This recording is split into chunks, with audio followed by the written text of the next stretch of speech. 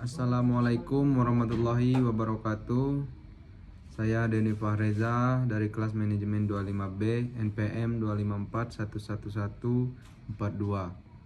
Di sini saya akan menjelaskan PPT dari Bapak Muhammad Asgab Asnan Siregar MH. Yang pertama yaitu Ekonomi Islam. Ekonomi Islam adalah suatu cabang ilmu pengetahuan yang berupaya untuk memandang, menganalisis, dan akhirnya menyelesaikan permasalahan ekonomi dengan cara-cara Islami. Cara-cara yang disadarkan atas ajaran Islam yaitu berlandaskan Al-Quran dan Sunnah Nabi. Selanjutnya, definisi ekonomi Islam. Ekonomi Islam adalah ilmu sosial yang mempelajari masalah ekonomi masyarakat yang diilhami oleh nilai-nilai Islam. Ekonomi Islam adalah suatu upaya yang sistematik untuk memahami masalah ekonomi dan perilaku masyarakat dalam perspektif Islam atau Khursyid Ahmad.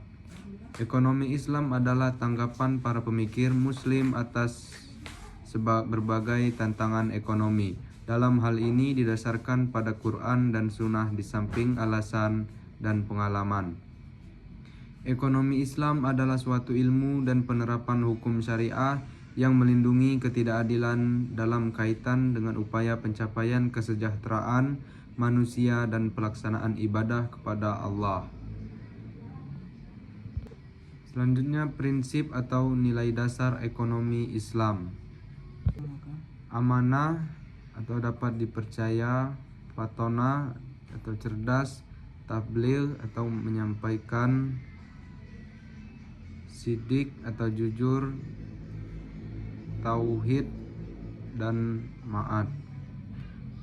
Lembaga-lembaga ekonomi Islam di Indonesia yaitu Bank Umum Syariah, Asuransi Syariah, Lembaga Gadai, BMT Pasar Modal Syariah, Perbankan Syariah.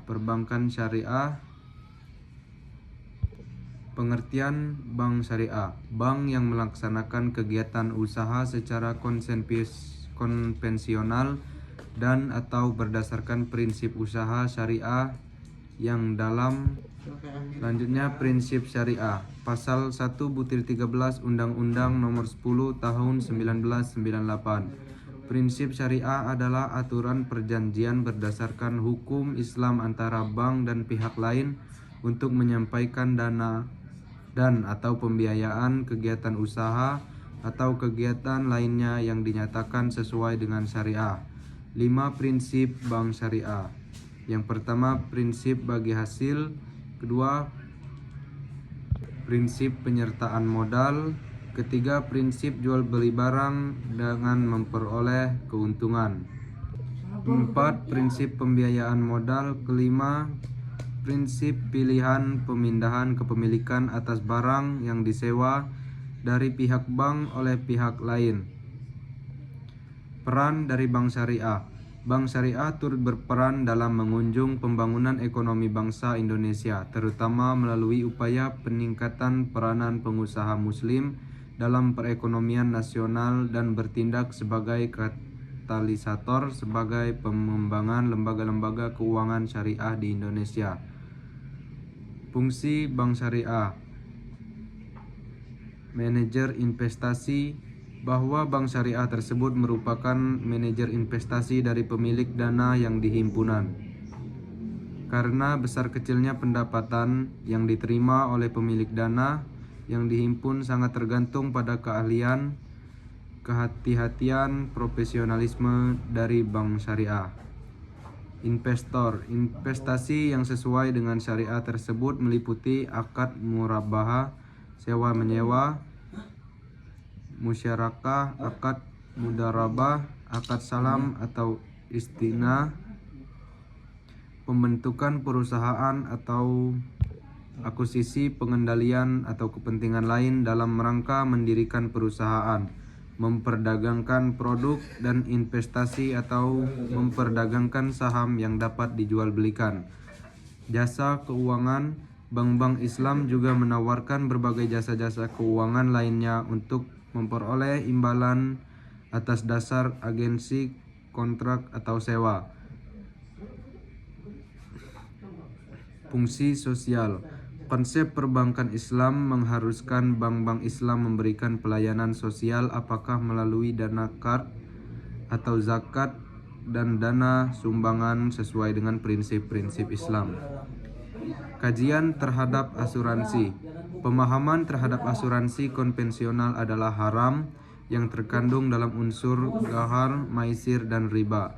Yang pertama, unsur ghar terdapat pada bentuk akad yang melindasi penutupan polis. Akad yang terdapat pada asuransi konvensional dikategorikan sebagai akad tabadul atau akad pertukaran, yaitu pertukaran pembayaran premi dengan uang pertanggungan. Unsur ghar ini juga terdapat pada sumber dana pembayaran klaim pada asuransi konvensional adalah tidak jelas asalnya. Kedua, unsur maisir terjadi apabila peserta asuransi membatalkan kontraknya pada masa reversing period. Ia tidak akan menerima kembali uang yang telah dibayarkan kecuali sebagian kecil saja, biasanya kurang dari 5%. Yang ketiga, unsur riba terkandung dalam melakukan usaha dan investasi yang menggunakan sistem bunga, terutama oleh bank-bank konvensional dan fund manager companies. Definisi pegadaian syariah: menjadikan suatu benda berharga dalam pandangan syarat sebagai jaminan hutang dengan kemungkinan hutang tersebut bisa dilunasi dengan barang tersebut atau sebagainya. Pengertian Baitul Mal wa Tamwil.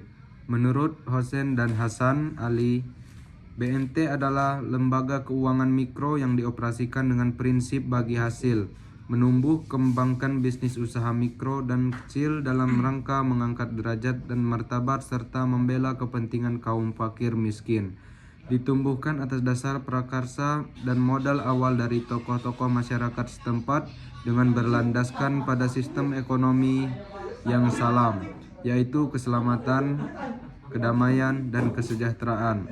Menurut Heri Sudarsono, BMT yaitu lembaga yang mengarah pada usaha-usaha pengumpulan dan penyaluran dana yang non-profit seperti halnya zakat, infak, dan sedekah.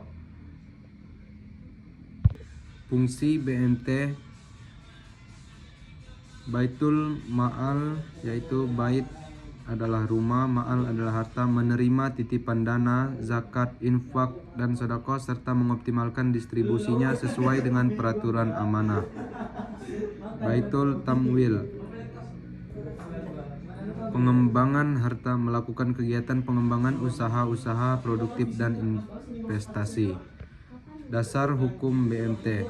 Dalil Al-Quran Surat At-Taubat ayat 60 dan 103 yang menjelaskan tentang perintah. Prinsip pasar modal syariah, pembiayaan dan investasi pada aset atau kegiatan usaha yang halal, spesifik dan bermanfaat dan dilakukan dengan bagi hasil. Uang adalah alat bantu pertukaran nilai. Pemilik harta menerima bagi hasil dari manfaat yang timbul dari kegiatan usaha, maka pembiayaan dan investasi harus pada mata uang yang sama dengan pembukuan kegiatan usaha. Akad yang terjadi antara pemilik harta dengan pemilik usaha dan tindakan maupun informasi yang diberikan pemilik usaha serta mekanisme pasar tidak boleh menimbulkan keraguan yang menyebabkan kerugian. Investor dan emiten tidak boleh mengambil resiko melebihi kemampuan yang dapat menimbulkan kerugian yang sebenarnya dapat dihindari. Itu saja dari saya, Denny Fareza. Mohon maaf jika ada kesalahan. Saya akhiri. Wassalamualaikum warahmatullahi wabarakatuh.